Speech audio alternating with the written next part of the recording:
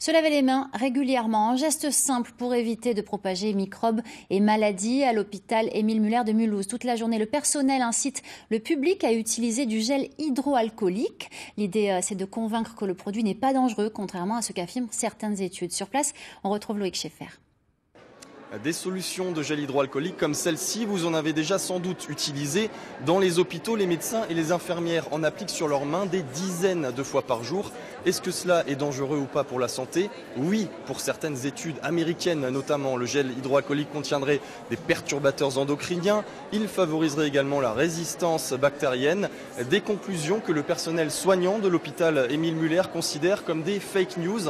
Un personnel mobilisé aujourd'hui derrière ce stand pour réaffirmer la non-dangerosité et l'efficacité absolue de ce gel hydroalcoolique, celui qu'on utilise dans les hôpitaux. Écoutez pourquoi. Ce qu'on peut garantir, c'est que il y a un groupement d'achat qui étudie les dossiers scientifiques de chacun des solutions hydroalcooliques pour garantir qu'elles respectent des normes de bactéricidie, de virucidie, mais aussi qu'elles ne contiennent pas de produits dangereux pour la santé, qui soient perturbateurs endocriniens, cancérigènes, etc.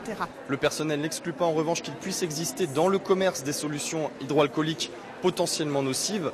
En revanche, ce n'est donc pas le cas de celles que l'on trouve dans les hôpitaux et c'est le sens de cette opération qui ne sera pas la dernière puisqu'il y en aura d'autres tout au long du mois de mai et également au mois de juin dans tous les hôpitaux du sud du département. Merci beaucoup Loïc Schaeffer pour